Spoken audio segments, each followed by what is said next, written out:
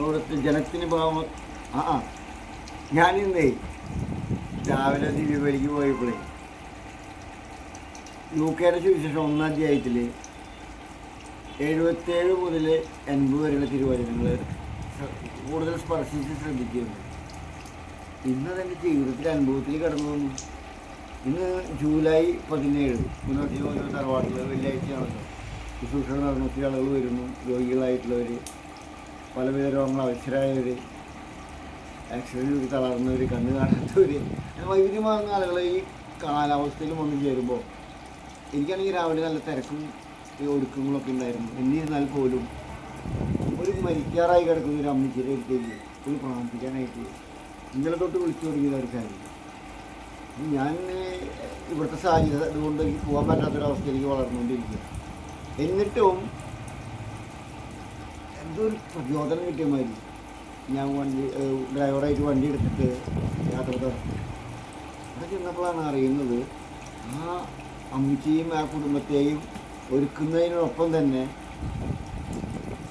അവർ ആത്മീയമായിട്ട് വ്യക്തിയെ മാത്രമല്ല കുടുംബത്തെ തന്നെ ഒരുക്കുമ്പോൾ വേറൊരു കാര്യം കാണാം. ശരീരവും ഒരുക്കപ്പെടേണ്ടതുണ്ടായിരുന്നു. കാരണം ആ അമ്മച്ചിയുടെ പുറം നോക്കിയപ്പോൾ ഒരു കൈപ്പത്തിയോളം താഴ്ന്നു കിടക്കുന്ന മുറിവും, ആ കൈപ്പത്തിയുടെ മുറിവോളം ആ മകള് കല്യാണം കഴിച്ച് പോയ മകളാണ്.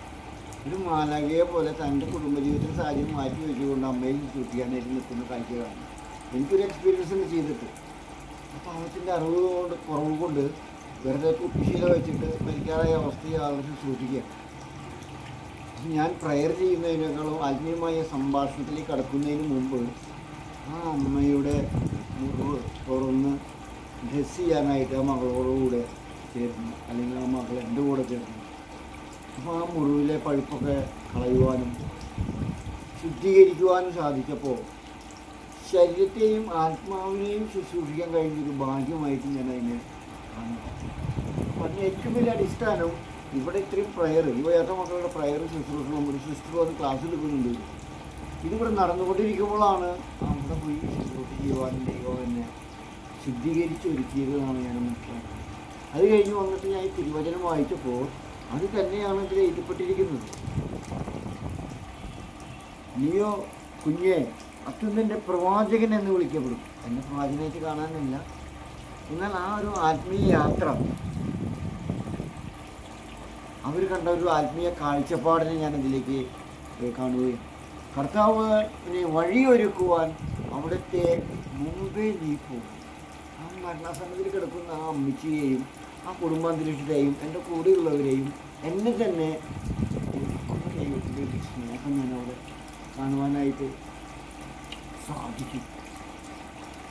നമ്മുടെ ദൈവത്തിൻ്റെ കാന്യതരം കൊണ്ട് ഉയരത്തിൽ നിന്നുള്ള ഉദയരശ്മി ആ സമയം ഇരുളിലും മരണത്തിൻ്റെ നിഴലിലും ഇരിക്കുന്നവർക്ക് പ്രകാശം വീശാനും സമാധാനത്തിൻ്റെ മാർഗത്തിലേക്ക് നമ്മളുടെ പാദങ്ങൾ നയിക്കുവാനും വേണ്ടിയാണ്. ഹല്ലേലൂയ. അത് കഴിഞ്ഞിട്ട് വന്നപ്പോൾ ഇവിടെ ഓടി കഴിച്ചെത്തുമ്പോൾ പുനർജീവൻ തറവാട്ടിൽ മക്കളൊക്കെ സിസ്റ്ററുടെ നേതൃത്വത്തിൽ അഭിഷേകത്തോടുകൂടി സ്തുതിക്കുന്ന രംഗങ്ങളാണ് ഞാൻ കാണുന്നത്. നാം ചെയ്യുന്ന പ്രവൃത്തികളുമുണ്ട്, നമ്മളെ കൈപ്പിടിച്ച് നടത്തുന്ന ദൈവത്തിൻ്റെ വചനത്തിൻ്റെ തിരുശക്തിയും നമുക്ക് കാണുവാനായിട്ട് സാധിക്കും.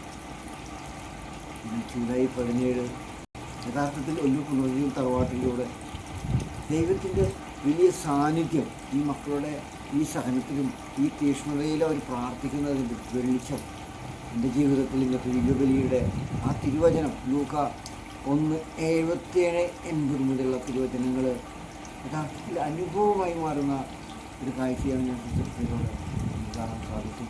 നിങ്ങൾ ഓരോരുത്തരെയും സമർപ്പിച്ച് പ്രാർത്ഥിക്കുന്നു.